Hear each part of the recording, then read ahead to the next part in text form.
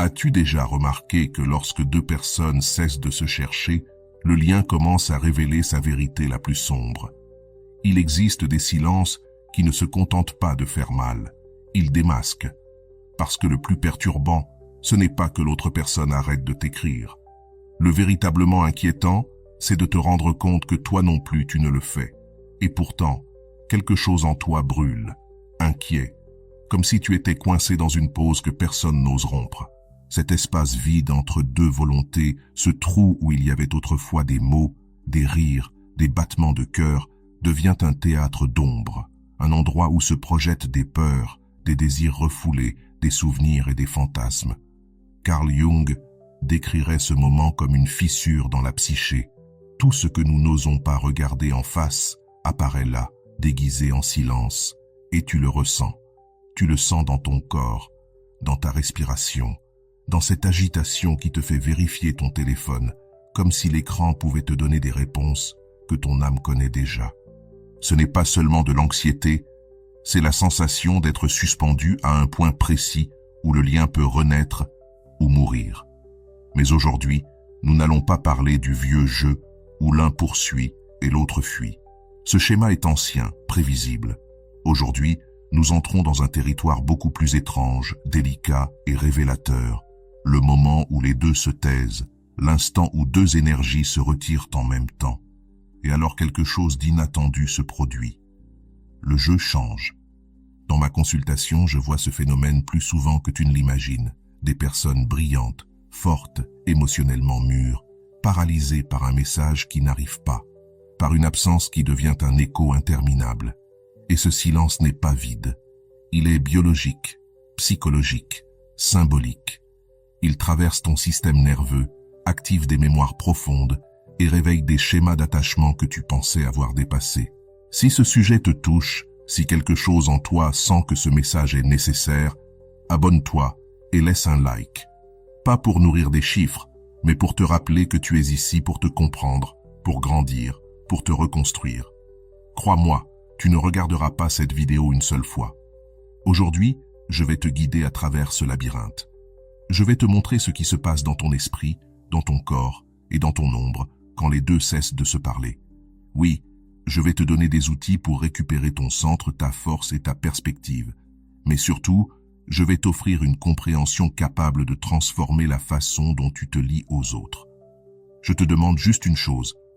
Reste jusqu'à la fin, car il existe une pièce clé, un secret psychologique sur le silence mutuel que je ne révélerai qu'à la toute dernière minute.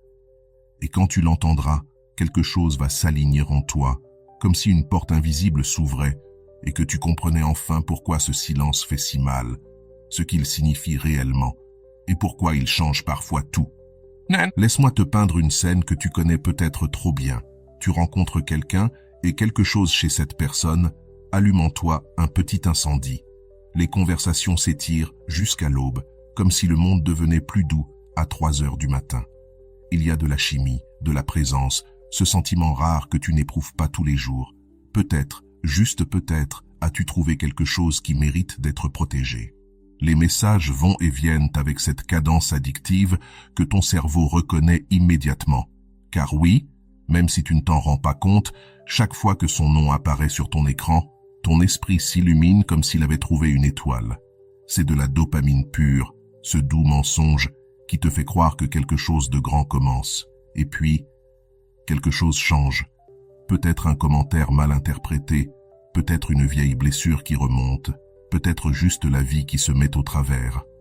Peu importe la cause. Tout ce qui compte, c'est ceci. Le rythme disparaît, les notifications s'éteignent, le flux se coupe. Et là, une histoire que tu connais trop bien commence. Une femme essaie de maintenir le lien et lui commence à le relâcher. L'une cherche la clarté, l'autre la distance. Elle envoie « Tout va bien ?» Il répond froid, court ou ne répond pas. Elle s'use, il se cache. Elle devient anxieuse, il devient fuyant. Une danse que tu connais, n'est-ce pas? Une danse épuisante qui érode la dignité et tue la connexion avant même qu'elle ait une chance de grandir. Mais aujourd'hui, tu n'es pas ici pour répéter ce que tu sais déjà. Je veux t'emmener ailleurs.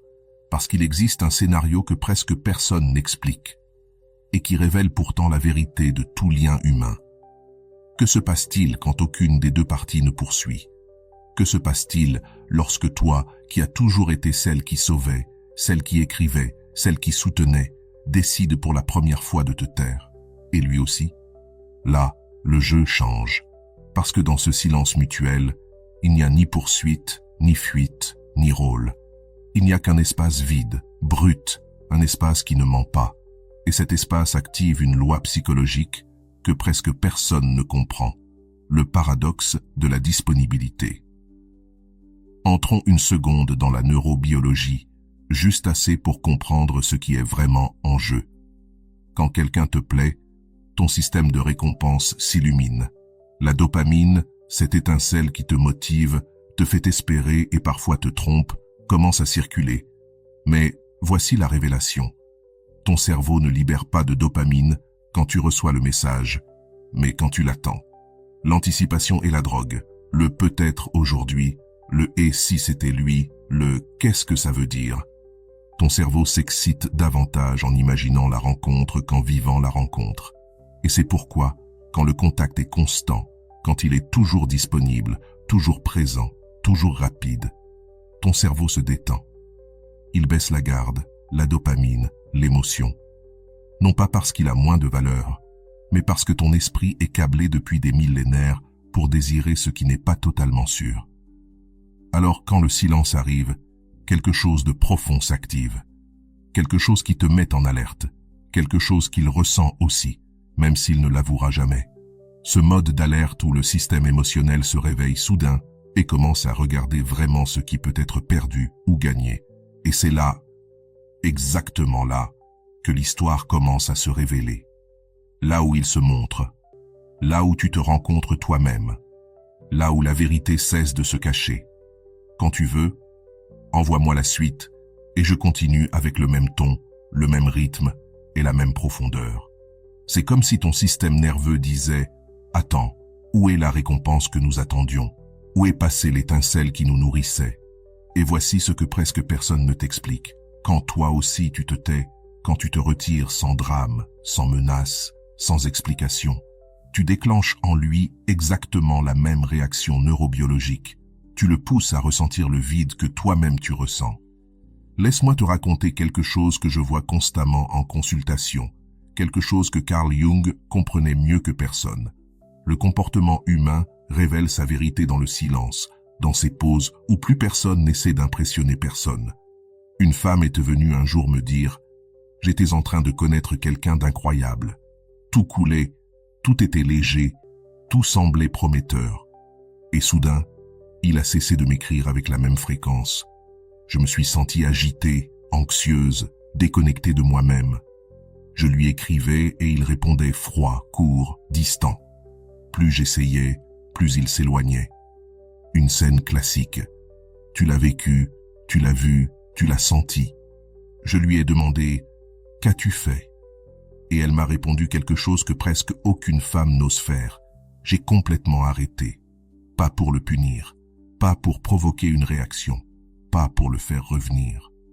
Elle a arrêté parce qu'elle sentait qu'elle perdait sa dignité et sa paix. Et c'est là que l'histoire devient puissante. Elle m'a raconté que la première semaine fut un enfer. Son cerveau est entré en mode panique. Chaque fibre de son corps voulait prendre le téléphone, lui écrire quelque chose, n'importe quoi.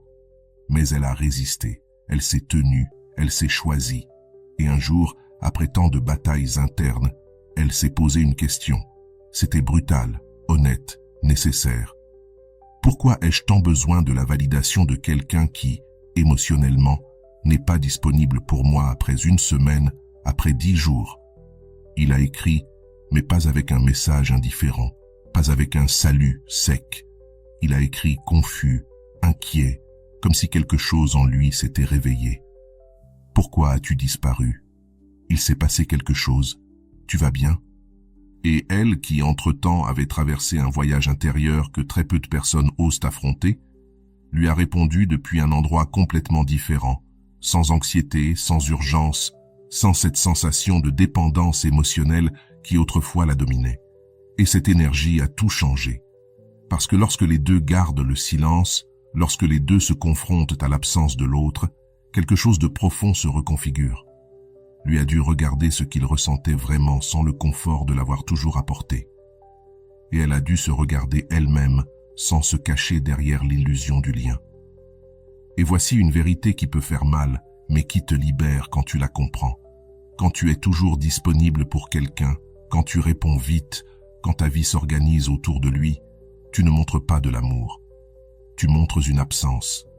L'absence de ta propre vie, l'absence de tes priorités, l'absence de ton autonomie émotionnelle. Ce n'est pas un jugement, c'est une observation clinique. Je le vois chaque jour. Des femmes suspendant tout leur monde en attendant un message, des femmes mettant en pause leur propre lumière, leur énergie, leur mouvement, pour quelqu'un qui n'est même pas présent. Et le tragique, c'est que cette disponibilité totale, cette présence immédiate, constante, désespérée, est exactement ce qui tue le désir de l'autre. Parce que le désir a besoin d'espace, d'air, de mystère, d'incertitude, de cette sensation ancestrale de « je ne sais pas ce qu'elle fait maintenant, mais je veux faire partie de son monde ». Et non, je ne parle pas de manipulation. Je ne parle pas de jeu égoïste. Je parle de quelque chose d'infiniment plus profond. La vie intérieure, le monde propre, cette structure psychologique que Jung appelait l'individuation, le chemin qui te ramène à toi-même. Quand ta vie est riche, pleine, avec du sens, la présence ou l'absence de quelqu'un ne détermine pas ta paix. Et lorsque tu arrives à ce point, l'énergie change, la dynamique change, le lien change, parce que toi, tu changes. Quand les deux cessent de se contacter, quand apparaît ce silence qui semble tout avaler, ce qui se passe réellement n'est pas de l'abandon, ni du désintérêt, ni du désamour. C'est quelque chose de plus profond, de plus cru, de plus révélateur. Deux âmes reviennent, ne serait-ce qu'un instant, à leur propre territoire intérieur, cet espace où chacune se souvient de qui elle est sans la présence de l'autre. Et paradoxalement, oui, c'est l'ironie cruelle que personne ne veut accepter. C'est justement ce retour à toi-même qui peut rallumer l'attraction que tu croyais perdue. Mais soyons honnêtes, très peu de personnes arrivent à soutenir ce silence. Et pourquoi? À cause d'un mot qui pulse sous tout cela, la peur d'être oublié, la peur qu'il trouve quelqu'un d'autre, la peur que le silence soit une sentence finale, la peur de disparaître de son monde si tu n'es pas constamment présente. Et cette peur ne naît pas dans cette relation. Elle a des racines anciennes, enfoncées dans ton enfance, dans la façon dont tu as appris ce qu'était l'amour. Carl Jung disait que notre inconscient tente toujours de répéter ce qu'il n'a pas réussi à résoudre. Et si tu as grandi dans un environnement où l'affection était instable, imprévisible, où tu devais t'efforcer pour être vu, entendu ou aimé, ton cerveau a appris un schéma très douloureux. Si je ne suis pas présente, je disparais. Si je n'insiste pas, on m'abandonne. Si je ne fais pas d'efforts, je ne vaux rien. Alors, lorsque le silence arrive dans une relation, ce n'est pas le silence qui te déstabilise, c'est l'écho infantile, cette blessure archaïque qui se rouvre et qui crie du fond de ta psyché « S'il te plaît, ne me lâche pas ». Et depuis cette blessure activée, tu prends ton téléphone, tu écris impulsivement, tu essaies de te reconnecter, non par amour, mais par peur, non pour lui, mais pour anesthésier ton anxiété. Mais voici la vérité que je veux que tu entendes avec le cœur. Quand toi aussi tu gardes le silence, quand toi aussi tu te retires, tu ne rejettes personne. Tu te choisis, tu reviens à ton centre. Tu réclames ta dignité émotionnelle. Cette décision, celle de te mettre en premier, est celle qui change réellement la dynamique. Maintenant, mets-toi un instant de l'autre côté. Imagine quelqu'un toujours là pour toi, sans condition, toujours disponible, toujours répondant vite, toujours montrant de l'intérêt, toujours avec du temps. Qu'est-ce que ton cerveau fait avec ça? Il l'archive comme sûr, comme acquis, comme rien à conquérir. Ce n'est pas de la méchanceté, c'est de la psychologie basique, c'est de la biologie humaine. Les gens valorisent moins ce qu'ils pensent ne jamais pouvoir perdre. C'est pour cela que cette phrase est si universelle. Tu ne sais pas ce que tu as jusqu'à ce que tu le perdes.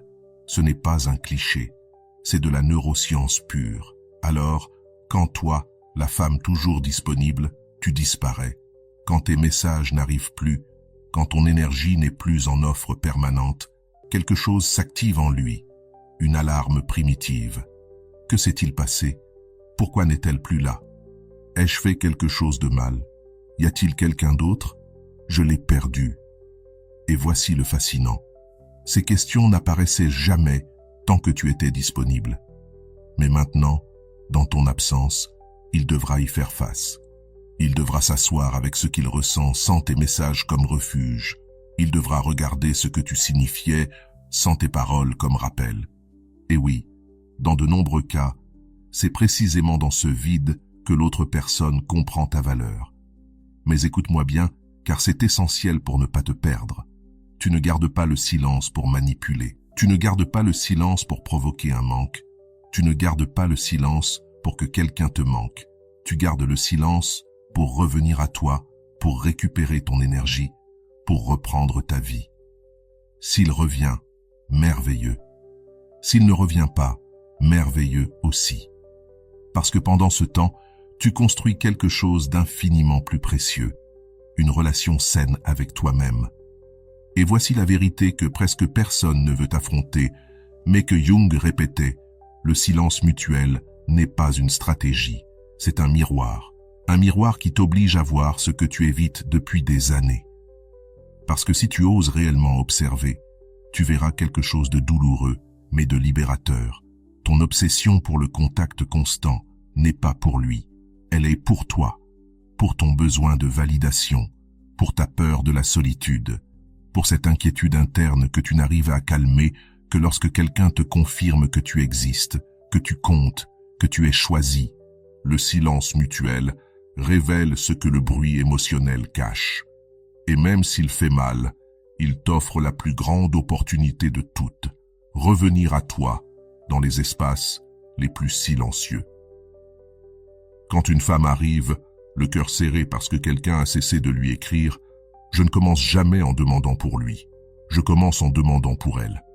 Parce que derrière cette désespérance, quelque chose de bien plus profond pulse toujours. Qu'est-ce que tu évites de sentir? Quel vide essaies-tu de remplir avec sa présence? Quelle partie de toi s'effondre si cette personne n'apparaît pas sur ton écran? Les réponses tombent souvent comme des éclairs qui illuminent des zones oubliées de la psyché. Une femme craint de retoucher la solitude laissée par une rupture encore douloureuse. Une autre cherche à combler par l'affection un coin de sa vie professionnelle qui s'est vidé de sens. Une autre encore porte, sans le savoir, la blessure enfantine d'avoir cherché pendant des années un regard qui n'est jamais arrivé. Et très souvent, c'est ce que Jung voyait avec clarté. Nous ne cherchons pas la personne. Nous cherchons un baume pour nos ombres internes.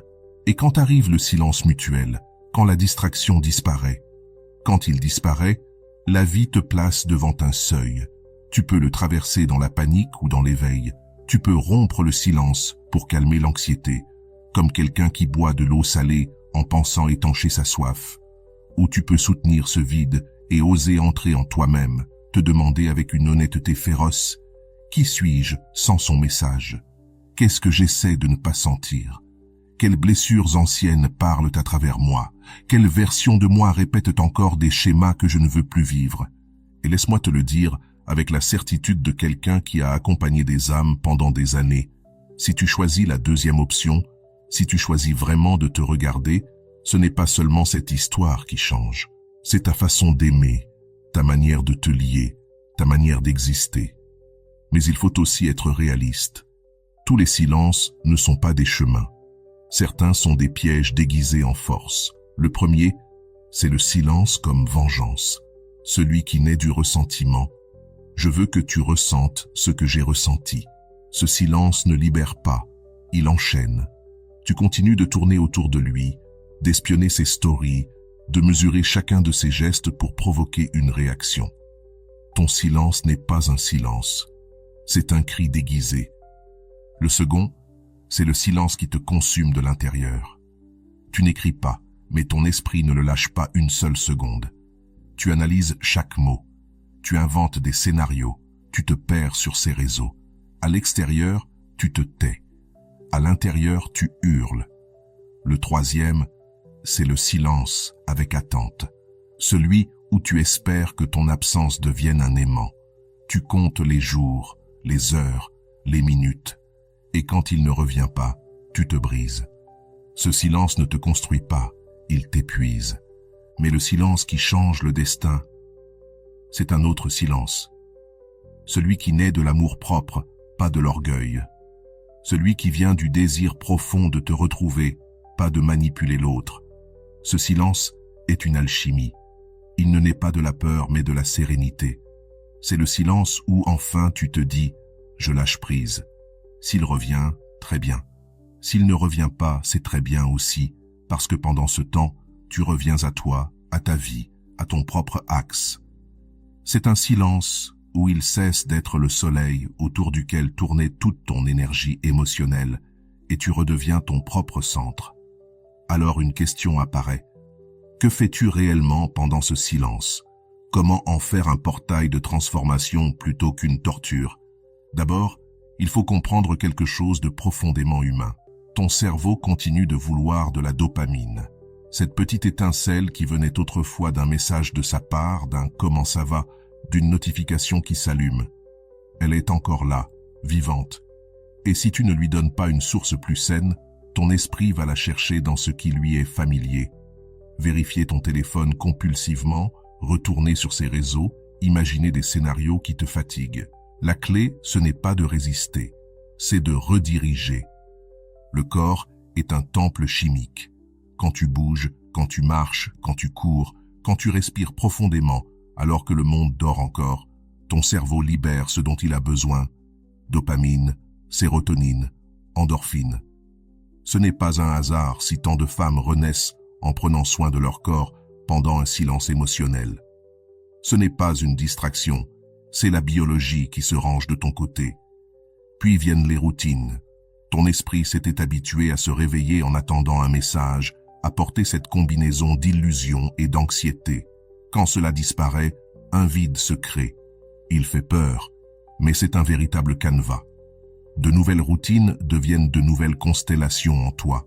La marche du matin, ce café avec toi-même, ce projet oublié qui reprend vie, ces amitiés que tu avais mises de côté, ce livre abandonné sur ta table de nuit, et surtout la reconnexion avec ton but, celui qui est resté suspendu pendant que ton cœur était distrait. Demande-toi, quelle version de moi suis-je prête à devenir maintenant? Quel rêve ai-je laissé en attente? Quelle partie de moi demande à renaître? Quand tu commences à répondre à ces questions par des actions, quelque chose d'étrange, presque alchimique, se produit. Ton énergie change. Tu marches différemment, tu parles différemment, tu habites ta vie autrement. Les gens le sentent. Et s'il revient, il te regarde et sait que quelque chose en toi n'est plus comme avant. Il ne te voit plus en attente, le cœur en suspens. Il te voit vivante.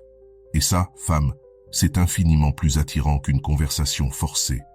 Mais laisse-moi te dire une vérité qui peut faire mal. Le silence mutuel révèle aussi. Parfois, il révèle ce que les deux âmes évitaient, que la connexion était plus fragile que tu ne le pensais, qu'une partie de toi aimait davantage l'idée de cet homme que sa présence réelle, qu'il n'avait pas la même profondeur émotionnelle que toi. Je sais que tu aimerais entendre que si tu gardes le silence, il reviendra à tes pieds. Mais ce serait injuste de te dire ça. La réalité est plus honnête, plus humaine, plus jungienne. Le silence est une épreuve de feu. Si la connexion était réelle, s'il y avait une âme, une intention véritable, ce silence vous ramènera l'un vers l'autre, mais depuis un endroit plus mûr, plus conscient, plus authentique. Et si ce n'était pas réel, ce même silence dissoudra l'illusion sans que tu aies à te déchirer. Et voici le plus révolutionnaire. Les deux résultats sont une victoire pour toi. S'il revient, il revient bien. S'il ne revient pas, tu avances vers une version plus forte, plus lumineuse, plus alignée de toi-même. Il existe des adieux silencieux qui ne s'annoncent pas, mais qui changent tout. Ce silence qui t'enveloppe ne vient ni de l'orgueil ni du châtiment. Il vient de la paix. C'est l'instant exact où quelque chose en toi murmure. S'il revient, bien. Et s'il ne revient pas, bien aussi. Parce que pour la première fois depuis longtemps, tu cesses de tourner autour de lui et tu recommences à tourner autour de toi-même. Alors, que fais-tu vraiment dans ce vide où il n'y a plus de messages, plus de promesses, plus de miettes? Tu as deux choix, le subir ou le transformer. Cette pause est un laboratoire psychologique, l'endroit où l'âme réapprend à respirer. Ton esprit, habitué à la dopamine que tu recevais chaque fois qu'il apparaissait, tente encore de l'obtenir. Et si tu ne réorientes pas cette énergie, il essaiera de récupérer cette sensation à l'ancienne, revoir sa photo, espionner, rompre le silence avec anxiété. Mais c'est là que tu reprends le contrôle. Le mouvement devient un médicament. Le corps libère la chimie qui nettoie, apaise et clarifie. Ce n'est pas un hasard si tant de femmes sentent qu'elles reviennent à elles-mêmes lorsqu'elles marchent, respirent, bougent. Ce n'est pas une distraction, c'est la biologie au service de l'âme. Ensuite viennent les nouvelles routines, car ta psyché s'était habituée à lui, à son message du matin, à cette attente permanente, à planifier ta journée autour d'une éventuelle réponse. Quand cela disparaît, le cerveau tombe dans un léger chaos, mais c'est là que la reconstruction commence. De petits rituels, une marche à l'aube, un projet oublié, une intention pour la semaine, et soudain, le chaos se transforme en structure, et presque sans t'en rendre compte, tu te souviens de ce que tu avais laissé de côté, ton but, tes objectifs, ce rêve que tu avais repoussé, et cette version de toi que tu avais congelée. Quand tu arrêtes de vivre dans la peur de le perdre et que tu commences à réinvestir en toi, quelque chose d'extraordinaire se produit. Ton énergie change, et cela se voit. Les gens le sentent, lui aussi. S'il réapparaît, il ne retrouve plus la femme qu'il attendait avec anxiété. Il trouve quelqu'un de centré, lumineuse, en mouvement. Et cette force tranquille attire infiniment plus que n'importe quelle tentative désespérée pour le récupérer. Mais voici la partie la plus honnête. Parfois, le silence ne sauve rien. Parfois, il révèle simplement ce qui était déjà fragile. Toutes les connexions ne survivent pas au silence mutuel. Certaines se dissipent comme un mirage, et même si cela fait mal, c'est aussi une bénédiction, parce que cela t'évite d'investir des années dans quelqu'un qui n'a jamais été vraiment avec toi. Certaines femmes découvrent la vérité la plus puissante, non pas dans une phrase, mais dans une absence. Une femme m'a dit un jour, si j'avais représenté pour lui ce qu'il représentait pour moi, il aurait trouvé un moyen. Son silence m'a tout dit. Et cette révélation, même si elle brûle, libère. Parce qu'alors, tu sais, sans doute et sans excuse, qui t'a choisi et qui ne t'a jamais choisi, qui voit ta valeur et qui profitait seulement de ta présence tant que c'était facile. Et lorsque le silence se termine, car il se termine toujours d'une manière ou d'une autre, arrive un moment crucial. Si tu décides d'écrire la première, fais-le depuis le calme, pas depuis le tremblement. Écris quand tu auras déjà construit les fondations, quand tu ne voudras plus revenir par besoin, mais par clarté. Pas de message timide, ni générique. Si tu ouvres la porte, fais-le avec vérité. Et si c'est lui qui rompt le silence, respire. Ne cours pas, ne te dissolve pas. Demande-toi pourquoi il revient maintenant. Depuis quel endroit le fait-il? Depuis le désir ou depuis la solitude?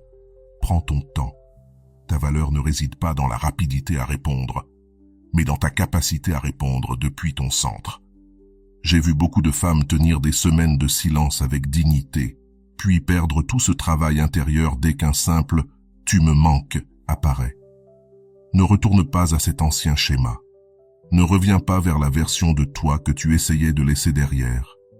Le silence t'a reconstruite. Ne laisse pas un message te faire s'effondrer. Au fond, le silence mutuel n'est pas un châtiment, c'est un miroir. Un miroir qui te montre ce qu'il reste lorsque les mots, les excuses et les illusions disparaissent. Parfois, ce reflet te montre qu'il y avait quelque chose de vrai qui peut encore être reconstruit. D'autres fois, il te révèle que tu soutenais seul un lien qui n'existait que dans ton esprit. Mais dans les deux chemins, quelque chose d'essentiel se produit. Tu reviens à toi. Tu reviens à tes rythmes, à tes désirs, à ta voix intérieure, celle que tu as tant de fois étouffée par peur de le perdre. Le silence, quand tu le traverses avec conscience, ne te vide pas. Il t'ordonne. Il te rend le pouvoir que tu avais abandonné sans t'en rendre compte. Il te permet de reconnaître quelles connexions sont des racines et lesquelles n'étaient que des feuilles emportées par le vent.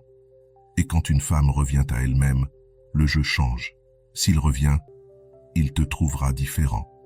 S'il ne revient pas, ce sera toi qui continueras d'avancer. Car la plus grande perte n'est jamais que quelqu'un s'en aille, mais de t'oublier toi-même en l'attendant. Aujourd'hui, tu n'attends plus. Aujourd'hui, tu t'éveilles. Et si ce voyage t'a parlé, si tu t'es reconnu dans ces ombres et ces lumières, permets-moi de t'accompagner un peu plus. Il y a encore tant à explorer ensemble. Archétypes, liens, schémas, blessures, tout ce qui, une fois compris, transforme ta manière d'aimer et d'être aimé. Je t'invite à rester, à continuer ce chemin avec moi. Abonne-toi et active la cloche pour ne manquer aucune des prochaines vidéos. Parce que ce chemin, celui qui consiste à comprendre ton âme et tes liens, ne fait que commencer. On se voit très bientôt.